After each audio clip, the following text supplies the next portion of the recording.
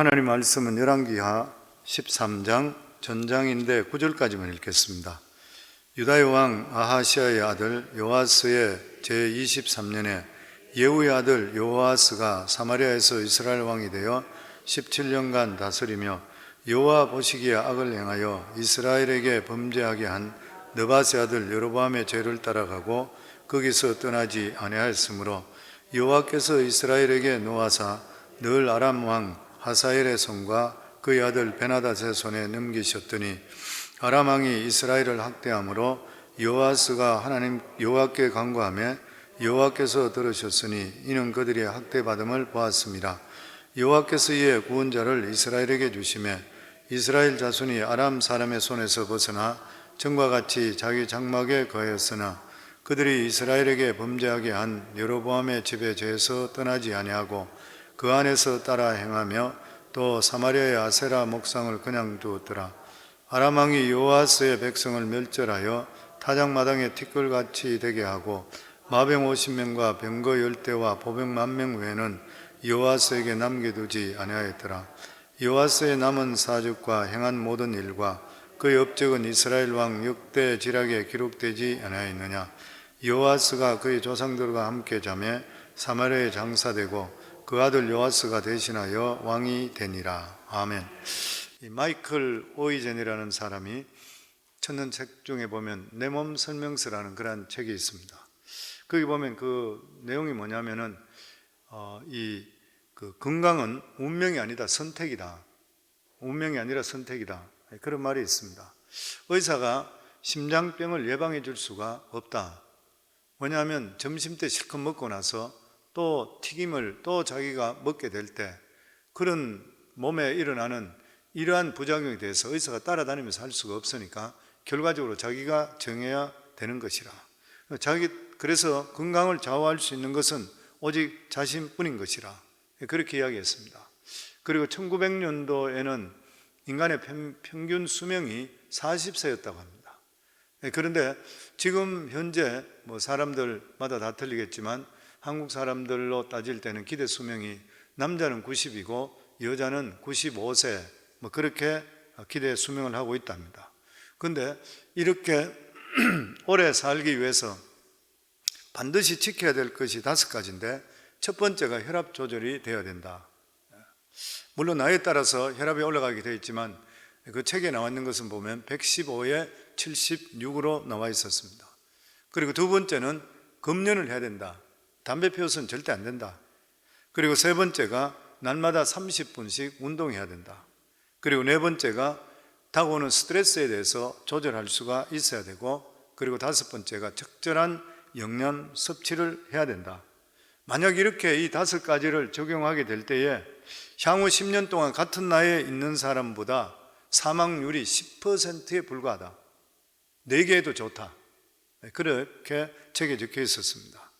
또 뿐만 아니라 우리 몸 안에 무엇을 넣느냐에 따라서 신체 나이가 빨리 늙을 수도 있고 그리고 더디 늦을 수도 있다고 합니다. 기름진 음식만 좋아하는 그러한 여성은 이 나이가 45세인데도 불구하고 실제적으로 신체 건강 나이로 따질 때 65세도 될 수 있다.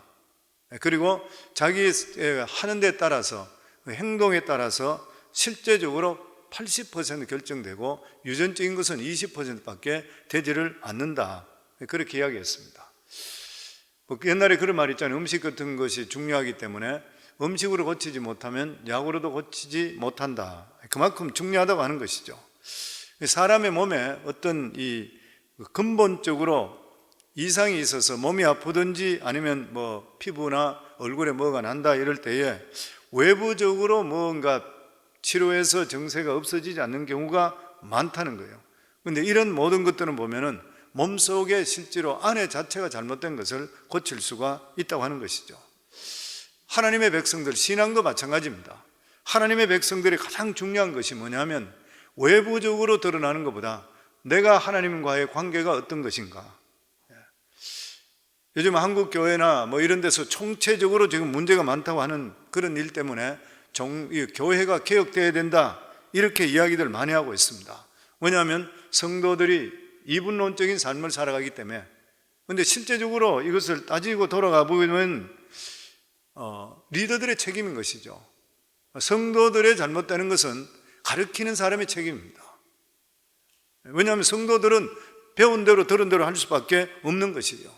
그렇기 때문에 교회가 개혁되기 위해서, 우리가 신앙이 개혁되기 위해서 우리 속에 가장 중요한 게 뭐냐면은 교회가 하나님의 말씀이 살아나야 되는 것이에요. 그리고 바른 말씀이 증거될 수가 있어야 됩니다. 어떤 제도적으로 고치고 이것이 문제가 아니라 하나님의 말씀이 우리 삶 속에 들어와서 성령께서 강수같이 넘칠 때는 우리들의 삶은 반드시 변화되게 되어 있습니다. 성령의 강력한 역사가 일어날 수 있는 그런 길이 뭐냐면은 기도와 말씀인 거죠. 딴 길이 절대 있을 수가 없는 것이에요. 우리 삶에 성령 충만할 수만 있다 그러면 항상 우리는 신앙을 바로 결단할 수 있습니다. 성령 충만하게 되면은 무엇이든지 우리가 잘못되어 가고 있다 할 때는 성령 충만하면은 내가 잘못되고 있다는 것을 빨리 깨닫게 되고 결단할 수 있게 해요. 근데 내가 성령의 충만함을 가지지 못하게 되면 아무리 내가 교회에 오고 신앙생활을 오래 했다 한다 하더라도 이것이 아니다, 내가 돌아서야 되는데도 불구하고 돌아서지 못한다면 그 사람 성령 충만하지를 못한 것이에요, 보면. 그래서 우리가 하나님 관계가 바로 되기 위해서는 나와 하나님 관계 속에서 무엇이 가로막고 있는 것인지를 먼저 찾아내는 것이 너무나도 중요한 것이에요. 북이스라엘 왕국은 처음 시작 때부터 신앙적으로 잘못 시작했습니다. 그것이 뭐냐면은 북이스라엘의 초대 왕이었던 여로보암이 금송아지 종교를 들렀던 것이에요. 하나님께서 복을 주시어서 그래서 그가 왕이 되었습니다. 북이스라엘에. 그런데 왕이 되고 나서부터 이 사람이 믿음에 떠나버렸던 것이에요. 믿음에 떠나버리는 것이, 왜냐하면 나라가 두 개로 남유다와 북이스라엘이 두 개 갈라지면서 남유다는 솔로몬이 알았던 르호보암이 다스리고 있고 북이스라엘은 여로보암에게 떼줬던 거, 10지파를 가지고 떼줬던 것이잖아요. 더 많은 나라, 더 훨씬 큰 나라, 지금으로 이야기한다면 요르단까지도 일부분이 포함되어 있던 상당히 큰 나라를 가지고 있었던 그런 사람. 그런데도 불구하고 그 마음속에 불안한 것이 있었던 것이 뭐냐면은 이스라엘 백성들이, 그래 북이스라엘에 있는 사람들이 명절이 되고 하나님께서 지키라고 하는 이런 절기 때 되게 되면 반드시 예루살렘의 성전에 가야 된다고 해서 사람들이 움직이는 것이에요. 그러니까 그들이 움직여서 성전으로 가면서 마음에 자기들이 들어올 때 우리가 하나님을 떠나 있구나, 성전에 떠나 있구나 이러면서 마음이 바뀌게 될 때 왕을 배반한다 생각했던 거예요. 그러니까 이 여로보암이 북이스라엘의 제일 북쪽 지역에 있는 단이라는 지역과 그리고 또한 사마리아 성과 그리고 예루살렘과 중간 정도 지점 정도 되는 베델, 그러니까 이 야곱이 하나님을 만났던 그 장소, 거기에다가 이 금송아지를 만드는 것이에요. 그리고 나서 이스라엘 백성들에게 말하기를 이 금송아지 영쪽에 있는 여기가 바로 모세가 출애굽할 때에 이끌어냈던 하나님이시다. 그러면서 금송아지한테도 절하게 만들었던 것이에요. 그때부터 계속적으로 북이스라엘은 더 이상 성전으로, 이스라엘 성전으로, 예루살렘 성전으로 오지 않고 단과 베델에서 금송아지한테 예배드리기 시작했는 거예요. 이게 언제까지 시작됐냐면 북이스라엘이 망할 때까지, 호세아 선지서에도 보면 호세아 선지자가 북이스라엘이 망할 때거든요. 그때 호세아 선지사가 했던 선지서에도 역시 마찬가지로 금송아지 신앙에 대해 이야기하는 것이에요. 이 금송아지 신앙이라는 무엇인 것이에요? 금송아지 신앙이라는 것은 신앙생활을 말씀 중심으로 하지 않는 것이에요.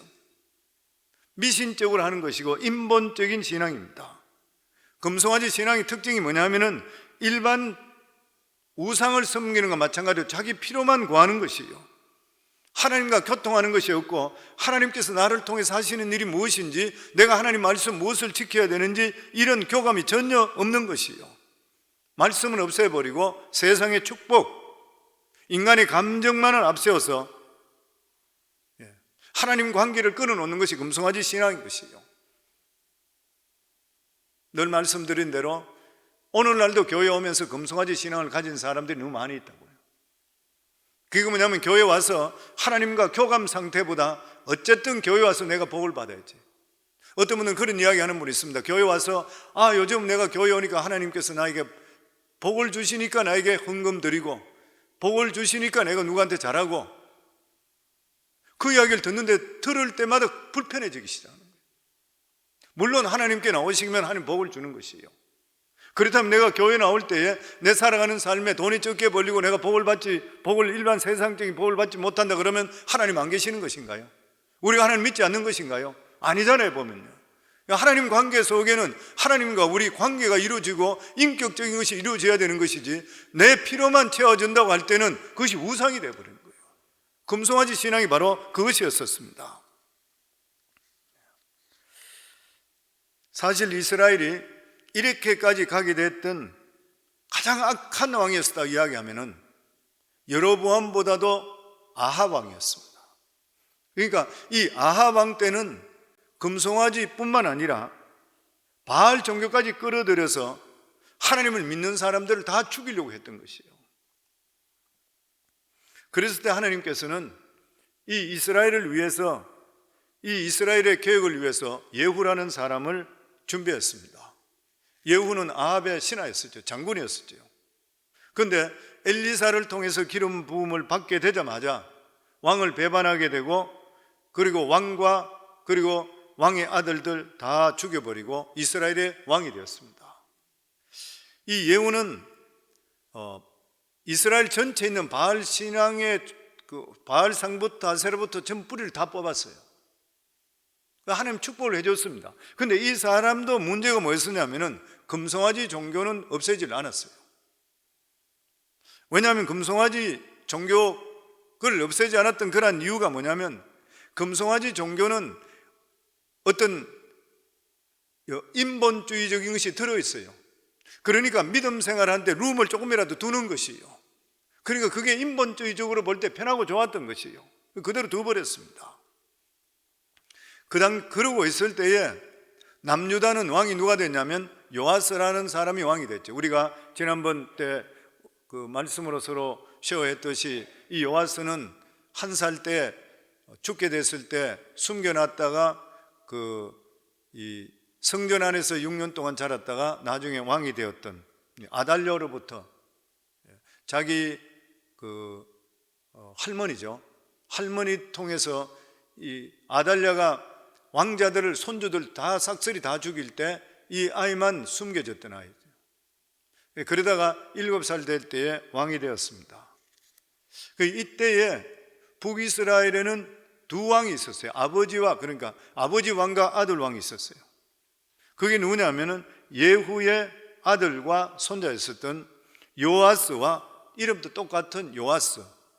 북이스라엘의 요아스 아버지, 그리고 요아스. 남유다 왕 이름도 요아스. 똑같은 이름입니다. 근데 이 북이스라엘의 이 요아스와 아하스는 두 왕은 하나님은 믿기는 믿었지만 금송아지 종교를 멸하지를 않았던 것이에요. 그런데도 불구하고 이들은 어느 정도 신앙은 있었기 때문에 자기들에게 어려움이 오게 됐을 때 하나님께 기도함을 통해 하나님께서 그 기도를 들어주시고 그들의 위험에서 건져주었습니다. 그럼에도 불구하고 이 나라들 자체가 하나님께 대해서 그렇게 믿음적으로 살지 못했기 때문에 하나님의 능력을 실제로 체험하지를 못했던 것이에요. 그 이유가 뭐냐면은 완전한 종교개혁이 이루어지지 않았기 때문인 것입니다. 우리 1절에서 2절입니다. 저희들 다시 한번 같이 읽습니다. 유다의 왕 아하시아의 아들 요아스의 제23년에 예후의 아들 요아스가 사마리아에서 이스라엘 왕이 되어 17년간 다스리며 여호와 보시기에 악을 행하여 이스라엘에게 범죄하게 한 느밧의 아들 여로보암의 죄를 따라가고 거기서 떠나지 아니하였으므로, 여기 보면 예후의 아들 요아스가 하나님 보기에 악을 행했다 이렇게 말씀합니다. 그런데 실제적으로 성경에 보면 요아스가 어떤 죄를 저질른지 정확하게 안 나와요. 특별한 죄를 저지른 것이 아닐 수 있는 것이에요. 그런데 하나님께서 여기 말씀하는 게 뭐냐면 요아스가 마땅히 북이스라엘의 왕으로서 바른 말씀으로 이끌어 나가야 되는데 바른 말씀으로 이끌어가지 않았기 때문에 악하다고 하는 것이에요. 우리가 생각할 때 꼭 악한 행동을 해야지 악한 것이라 이렇게 생각하는데 하나님께서 말씀하는 것은 부모 때부터 지금까지 걸어온 길이라도 잘못된 길이면은 그것을 버리고 바른 길로 돌아가지 않게 되면 악하다는 것이에요. 여기 지금 어떤 의미에서 요아스 왕 같은 이러한 사람은 자신의 잘못이 무엇인지를 모르는 것이에요. 왜냐하면 이스라엘은 초대 왕 때부터 이 금송아지를 섬겼던 것이에요. 여로보암의 금송아지를 만들어서 섬겼습니다. 그리고 그 후부터 계속 쭉 그 신앙을 계속 지키고 있었던 것이에요. 그리고 그 후에 예후 때부터는 바알 신앙은 없어져 버리고, 그럼에도 불구하고 자기 아버지 예후도 금송아지를 섬겼던 것이에요. 그런데 하나님께서는 이것을 보시고 요아스에게 하나님 앞에서 악을 행했다, 그렇게 말씀합니다. 그 이스라엘 백성들이나 하나님의 종들은 하나님 말씀을 항상 가까이 하면서 내가 진리 안에 바로 서 있나를 항상 돌아봐야 되는 것이에요. 예전부터 내가 알고 있고 위로부터 신앙을 올려받았다 한다 하더라도 성경과 맞지 않는다면 과감하게 버릴 수가 있어야 되는 것이에요. 그리고 우리 삶은 항상 말씀 신앙으로 돌아가야 됩니다. 잘못 믿고 있는 사람들이 있는 경우들이 보면은 자기 신앙을 가지고 있는 거예요. 자기가 무엇을 봤다, 아니면 자기의 어떤 신념적으로 믿는 사람이 있습니다. 전 지금도 기억하는 게, 예전에 제가 전도사로 있을 때 어떤 분들이 한 20-30명 모여서 예배를 드리는데 저보고 와서 말씀 좀 전해달라고, 자기끼리 모이는 그런 모임들이에요. 갔는데 막 기도를 하고 방언 기도를 하고 막 대단한 거예요. 근데 이분들하고 대화를 나눠보다 보니까 성경적인 지식은 거의 없어요. 그냥 기도만 하고 자기 생각대로 하는 것이에요. 그러니까 잘못하면 맹신으로 빠지기 쉬운 것이에요. 그래서 우리 삶이 내가 지금 하고 있는 것이 바른 것인지 아닌 것인지를 항상 우리 자신들이 하나님 말씀을 통해서 조정하고 돌아볼 수가 있어야 돼요. 그런데 이스라엘 왕들은 백성들이 하나님 말씀으로 돌아가는 것을 아주 싫어하고 두려워했습니다. 그 이유가 아까 말씀드렸듯이 이 이스라엘 백성들이 하나님 말씀 예루살렘 성전으로 만약 다시 돌아가게 된다면 왕의 힘이 약해진다, 잘못하면 자기가 어떻게 될 것이라 이것을 두려워했기 때문인 것이에요. 사람들이 하나님 말씀으로 돌아가기 어려운 이유 중에 하나가 무엇인 것입니까? 하나님 말씀대로 내가 그냥 살라 그러면 내가 지금 현재 하고 있는 것, 쉽게 내가 누리고 있는 것들, 쉽게 내가 그냥 타협하고 살아가고 있는 것들, 이런 것들 버려야 되는 거예요. 이게 내한테는 너무 부담이 싫은 것이에요. 그래서 많은 사람들이 하나님 말씀 중심적으로 사는 걸 싫어합니다. 그래서 지나치게 성경적인 그런 것들보다 인간적인 사람들, 그리고 인간적인 걸 더 편하게 생각해요.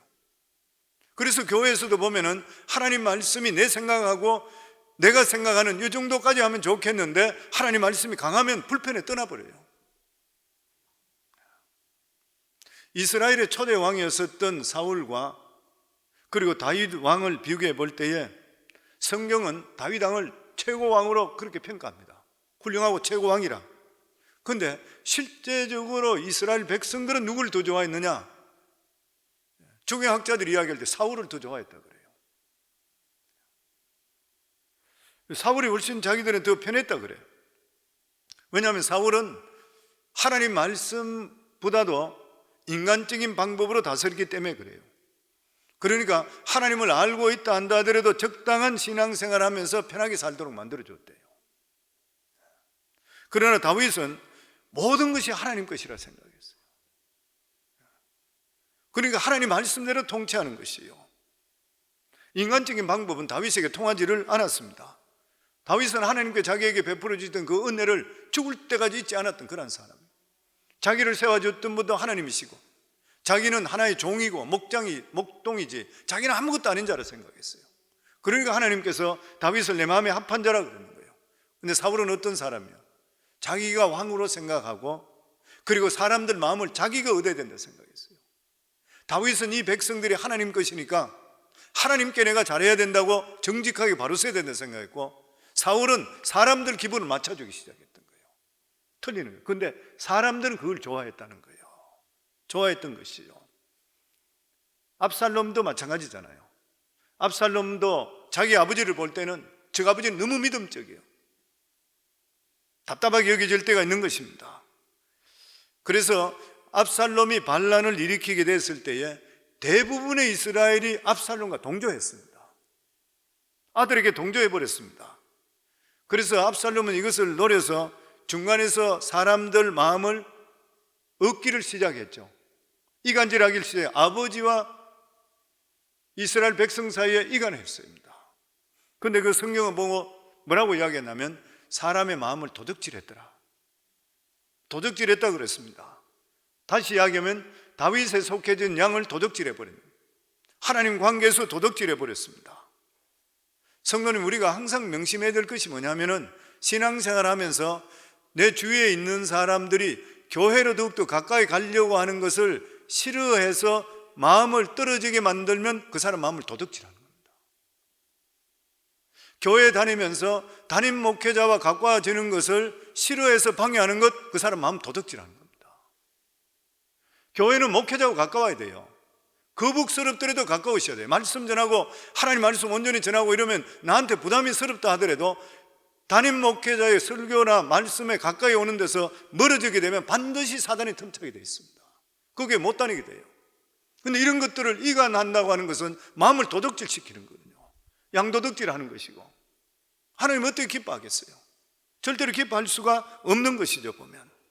그래서 성도님들, 주위에 있는 분들에게 누구든지 간에 어쨌든 간에 교회 신앙적으로 들어오도록 사람들을 격려하시고 그 사람들을 신앙적으로 이끌기를 주 이름으로 축원합니다. 그리고 주위에 믿음적으로 연약하고 힘든 사람이 있다면 어쨌든 간에 목회자한테 붙여주시기 바랍니다. 저희들은 붙기만 붙는다 그러면 다 이렇게 세워요. 지금까지 그래요. 믿음적으로 다 이렇게 세워줘요. 왜냐하면 목회자 할 일이 뭐예요? 믿음적으로 이렇게 세워서 하나님의 일꾼 만드는 것이 원하지 내 사람 만드는 게 원하는 거 아니거든요.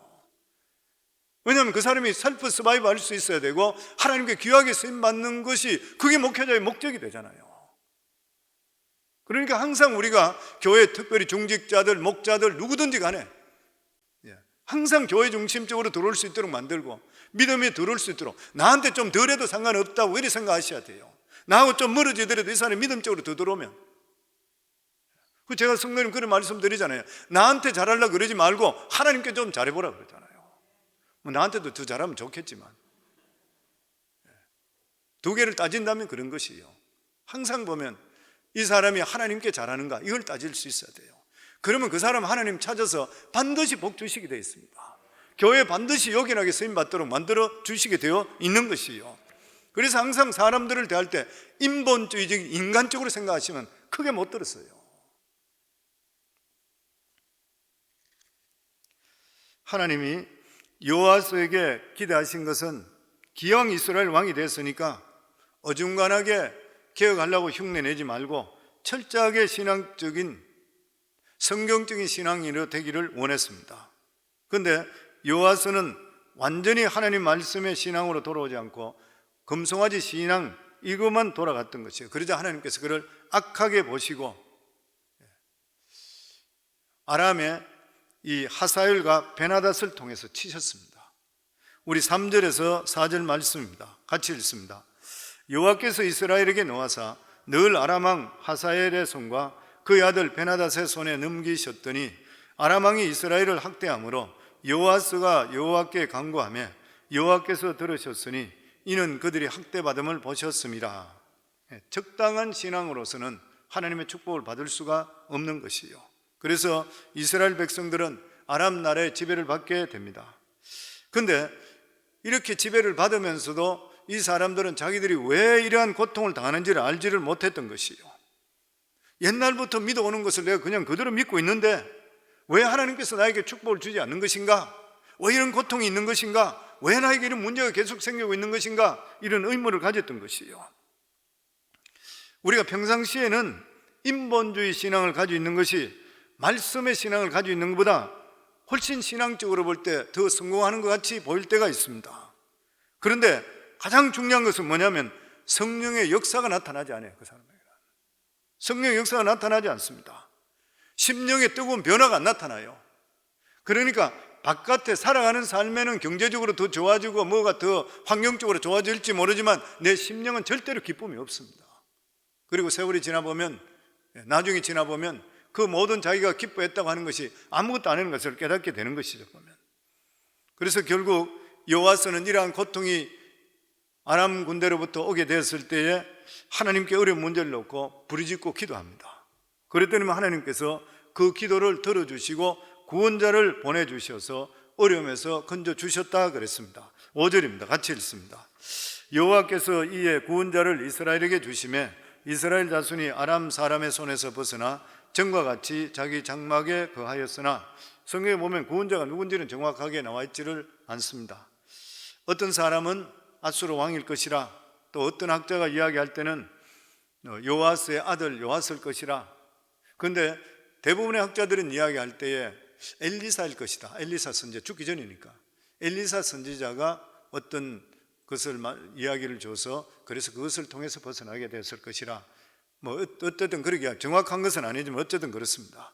아무튼 이들이 압제에서 벗어나게 돼서 편안하게 살게 되었습니다. 그래서 이 아람 사람의 손에서 벗어나 전과 같이 자기 장막에 거하였으나, 무슨 말이에요?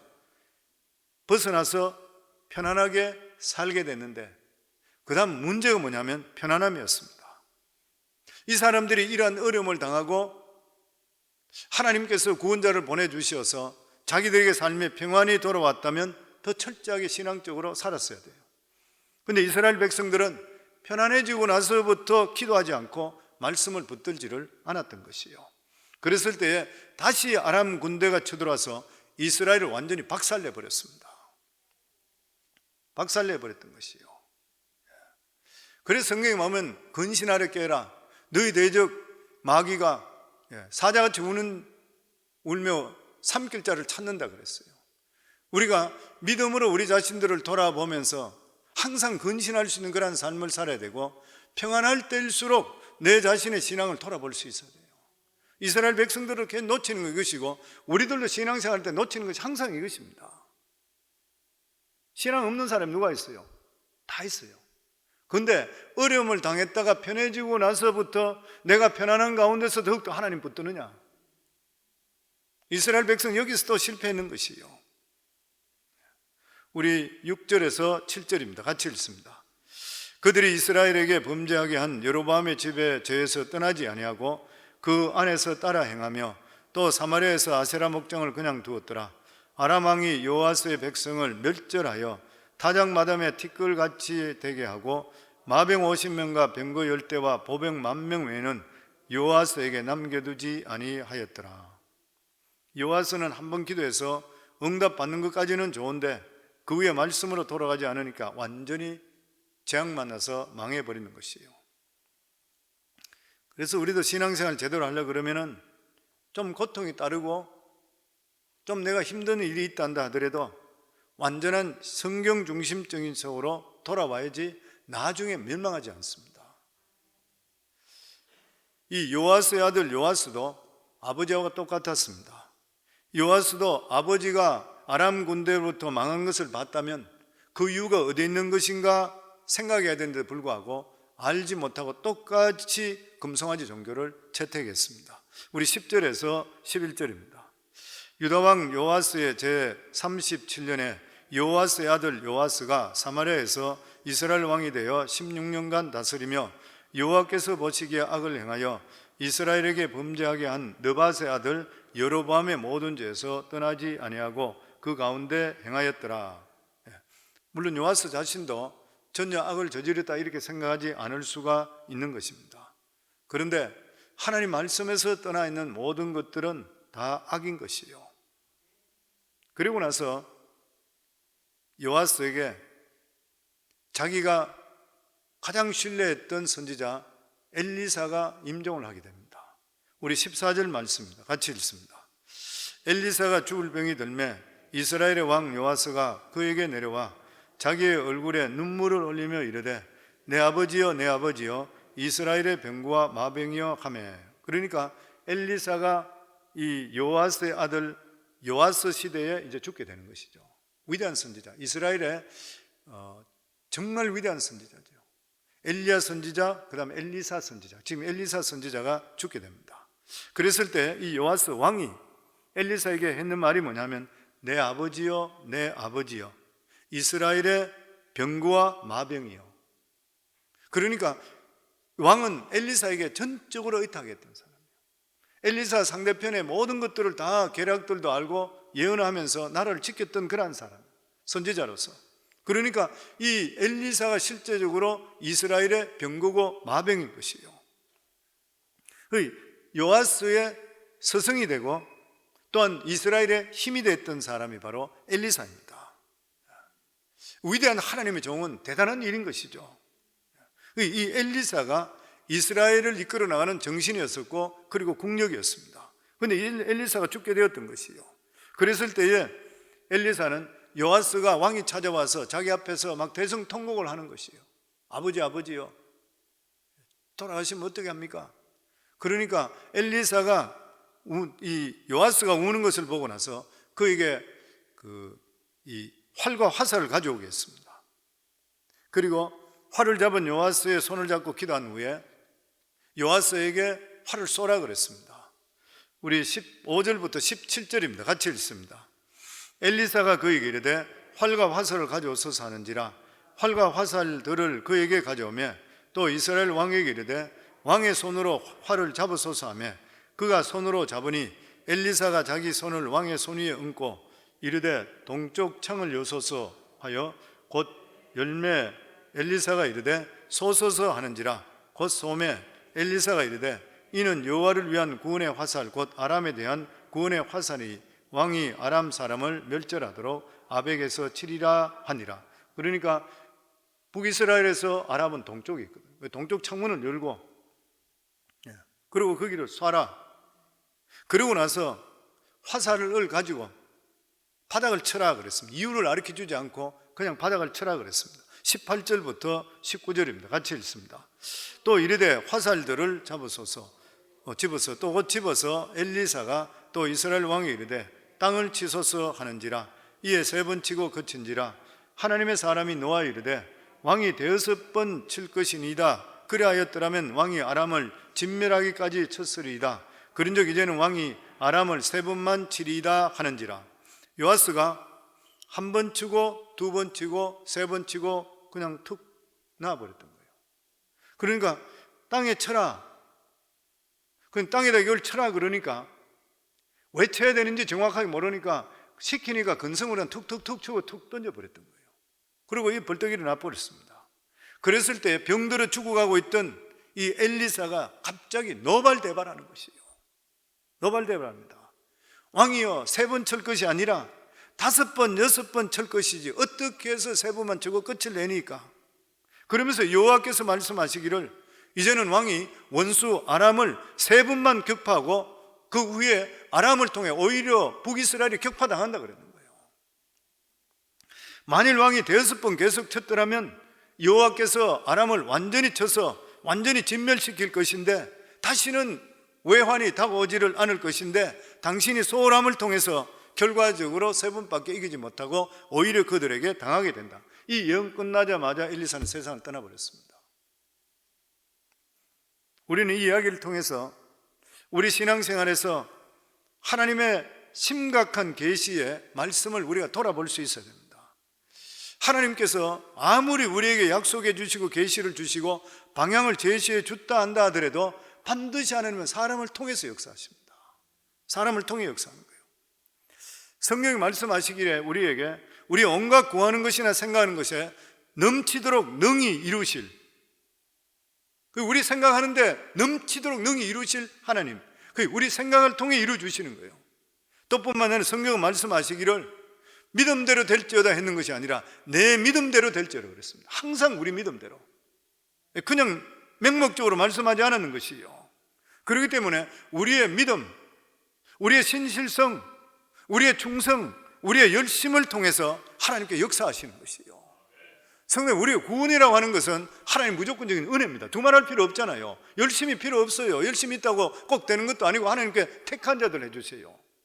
하나님의 선하심 속에 택하셔요. 그렇지만은 항상 하나님이 사용하는 사람은 어떤 사람 사용해요? 열심히 있는 사람입니다. 열심히 있어요.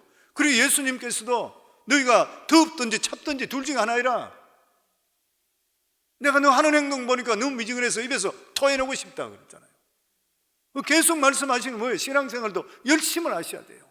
기도를 하더라도 열심히 해야 되고 뭐든지 열정이 있어야 되잖아요. 주님께 그 말씀하고 있는 것이에요. 그렇기 때문에 하나님께 분명히 요하스에게 계시를 주시고 요하스에게 나아갈 방향을 주셨는데도 불구하고 요하스가 열정적으로 하지 않았던 거예요. 상대편을 바깥을 동쪽으로 화살 쏘라 그러면 아람을 위해 쏘는 것인지 분명히 알았을 것이, 그게 아람 쪽이니까 화살을 쏘라 그랬으니까 공격하라 그 말이잖아요. 계시잖아요. 그러고 나서 그것을 들고 나서 땅을 쳐라 그런 것 같으면 아람을 생각, 이 괘씸한 놈 그러고 막 들고 쳐든지 부서지도록 쳐버렸어야 돼요. 그런데 열정이 없어. 근성으로 그냥 하니까 툭툭툭 쳐버렸던 것이에요. 하나님이 아무리 뜻이 있다 하더라도 우리가 열심을 하지 않고 흥미를 보이지 않게 된다면 그 사람 하나님께 사용될 수 있는 사람이 결코 될 수가 없는 것이에요. 그래서 엘리사가 노인 것입니다. 5번 쳤더라면, 끝까지 쳤더라면 아람을 멸할 수가 있었는데 3번밖에 못 쳤으니까 3번밖에 못 이긴다. 하나님께서는 하늘과 땅 모든 것들을 지으신 가운데 권능을 가지고 계신 이러한 하나님이시라도 꼭 하나님께서 역사하실 때는 사람을 통해 역사하시고 우리들을 통해 역사하세요. 우리 성도님 한 사람 한 사람을 통해서 역사하시는 것이에요. 우리 자신들을 비하할 필요가 없습니다. 나 같은 자가 뭘 할 수 있을까? 내가 뭐를 대간절 일하실까? 하나님 직접 하시지 천만에 절대 그렇지 않습니다. 하나님께서는 연약한 자를 들어서서 정말 강한 자를 부끄럽게 만드시는 하나님이신 것이에요. 하나님께서 은총을 그냥 있다가 뭐 별똥돌이에 떨어뜨리는 그런 것이 결코 아닌 것이죠. 우리 속에 성령을 통해서 생수의 강수가 넘쳐 흐르듯 우리가 하나님을 진짜 사랑하고 믿음으로 살려고 그러고 열정을 가지게 될 때는 하나님께서 우리 속에 능력을 주시고 권세를 주시고 기적을 주시고 이사를 우리에게 베풀어 주시게 되어 있다고 하는 것입니다. 우리를 통하지 않고는 역사하는 걸 생각할 수가 없는 것입니다. 그래서 성도님들, 성경을 읽다가 아니면 설교 말씀 듣다가 내가 기도하다가 내 마음속에 하나님의 약속이 받는다면 맹렬하게 붙들고 늘어져야 됩니다. 맹렬하게 이루어질 것을 우리 삶 속에 그냥 있어 안 돼요. 열심과 인내가 부족한 사람은 하나님 절대 사용 못합니다. 사용할 수 없는 것이죠. 우리가 성경의 기록을 보더라도 그렇잖아요. 여호수아가 여리고성을 무너뜨릴 때도 그들이 7일 동안 마지막 날에는 7번, 또 그것도 한 번도 아니고 7번 계속적으로 돌았잖아요. 그런데 계속 도는 동안에 여리고성이 무너지냐 안 무너졌잖아요. 지진이라도 일어난다든지 금이라도 간다든지 이러면 위로가 되잖아요. 근데 하나도 변화된 게 없는 거예요. 근데 마지막 하나님 말씀대로 7째 날에 마지막 7번째 소리를 지르는 순간에 여리고성이 주저앉아 버렸어요. 우리가 하나님께 나와서 기도할 때에 문제가 점점 해결되면 얼마나 좋아요. 그리고 병이 점점 치료되면 얼마나 좋아요. 안 그랬다는 것이에요. 근데 기한이 참에 갑자기 모든 게 해결돼 버린 거예요. 나만 장군도 똑같잖아요. 보면 요단강에 들어가서 7번 들어갔다 나오라 했을 때에 6번째까지 그 피부는 그냥 그대로 문둥병자였잖아요. 하나도 바뀐 게 없었던 것이에요. 그러니까 얼마나 실망이 되겠어요. 6번째까지 갔다 오는데 전혀 자기 몸은 이게 이 피부가 손이 좀 나았구나, 아니면 뭐 한쪽이 좀 나았구나, 이게 보여지는 것처럼 신이 나가는데 절대 그게 없었던 거예요. 하나도 변한 게 없습니다. 그런데 마지막에 7번 말씀에 완전히 이르르고 일어났을 때 어린아이 같이 피부가 바뀌어버리는 거예요. 한순간에 바뀝니다. 그러니까 우리 삶에도 마찬가지예요. 성도님들, 우리가 어떤 내 마음속에 기도해야 되겠다는 생각, 아니면 어떤 것을 작정하고 기도하고 할 때는 끝까지 붙드시면 돼요. 끝까지 붙드시면 반드시 하나님께서 그 열정 보시고 그 우리의 기도하는 거 보시고 나서 하나님의 때에 한순간에 문제가 해결되어 버립니다. 문제도 해결되고 질병도 치유되는 그런 역사가 우리 삶 속에 임하는 것이에요. 성경에 그런 것들이 너무 많이 나와 있어요. 우리 다니엘의 20일 기도도 마찬가지잖아요. 다니엘이 첫날에 기도했을 때 그 기도했을 때 첫날에 기도가 상달됐다고 그랬잖아요. 그렇지만 20일 동안 기도가 하나도 응답 안 됐잖아요. 전혀 감이 없었던 것이에요. 중간에 기도가 조금씩 뭐가 해결되는 기미가 하나도 없었어요. 21일째 되었을 때 그때에 갑자기 해결되었습니다. 그러면서 천사가 와서 뭐라 그랬습니까? 네가 기도하는 첫날 네 기도가 하늘나라 상달되었지만 하나님께서 그 응답을 너에게 보내는데 중간에 바사군 악한 것들이 막고 있어서 미가엘 천사장이 와서 길을 열어줌을 통해 내가 너에게 왔는데 21일 걸렸다는 거예요. 성도님, 우리가 하나님 뜻에 합당한 기도, 하나님이 원하시고 기뻐하는 기도하면 첫날에 하나님께서 들으십니다. 그런데 그것이 응답되는 기간 동안은 사탄이 하는 게 뭐예요? 하나님의 자녀들이 믿음으로 응답받고 기뻐하고 사는 거 싫어하는 게 사탄이 하는 일이잖아요. 계속적으로 방해하는 거예요. 우리가 해야 될 게 어디 있어요? 오늘 여기 하나님께서 엘리사 선지자, 요아스와 엘리사 선지자를 통해서 우리가 주시는 말씀 똑같잖아요. 우리가 끝까지 기도했더라면 아람, 우리의 문제가 해결될 수 있는데도 불구하고 그냥 몇 번 해보고 안 되니까 포기해버리는 거예요. 하나님께 우리가 주시는 그러한 교훈의 말씀입니다. 사랑하는 성도님들, 하나님은 어제나 오늘이나 영원토록 동일하게 살아 계셔요. 하나님은 항상 오늘도 이 자리에 와 계시는 것이에요. 오늘도 이 그때에 하나님이 주셨던 이 말씀이라면 우리들이 이 말씀을 붙들게 되면 이 하나님의 말씀은 천지가 개바가 되려 변화되지 않는 것이에요. 사람이 변화되지 하나님 절대로 바뀌지 않습니다. 만약에 하나님이 신실하지 않다 그러면 우리 구원이 어떻게 장담될 수 있어요? 하나님의 말씀은 절대로 신실하신 거예요. 그러니까 순교하고 목숨을 내거는 것이에요. 보면 하나님의 살아계심을 체험하지 못한다면 어떻게 인생을 하나님께 바칠 수가 있어요? 수많은 사람들이. 그러니까 사랑하는 성도님들, 하나님께서는 항상 살아계시고 항상 동일하시고, 그리고 하나님께서는 우리들이 살아갈 때, 믿음적으로 살 때 하나님께 우리와 같이 인격적인 교제를 나누기를 원하고 계시고 인격적으로 대해주기를 하나님께서 원하고 계시는 것이에요. 살아가는 삶 속에 비록 어려움이 있고 아니면 내 생각대로 되지 않는 일이 있다 한다 하더라도 하나님께서 다 아신다고 생각하시면 돼요. 그리고 반드시 하나님께서는 때를 따라서 우리 삶 속에 역사해 주시게 되어 있는 것입니다. 그리고 신앙생활 하더라도 성도님 적당히 하지 마시고 열정적으로 하세요. 열정을 가지고 하세요. 하나님께서 열정을 가진 자를 반드시 축복하시고 어디든지 찾아서 하나님의 사람으로 크게 들어서게 되어 있어요. 오늘 이 수요 예배 나오시는 모든 분들 어느 장소에서 예배 드리든지 간에 성도님들 말씀을 들으실 때에 항상 우리 삶이 신앙 중심적으로 사시고 또 뿐만 아니라 뜨거워지기 바랍니다. 우리가 어떻게 뜨거워질 수 있어요? 말씀의 자리에 나오셔야 되고 뿐만 아니라 내가 기도해야 되고 말씀 읽어야 되고 이런 일들을 통해서 우리가 정립될 때에 어떤 장소에 있든지 간에 하나님 그 사람을 찾아서 축복해 주실 줄 믿습니다. 그리고 기도하실 때 끝까지 인내하시고 기도해서 응답받기를 주 이름으로 축원합니다.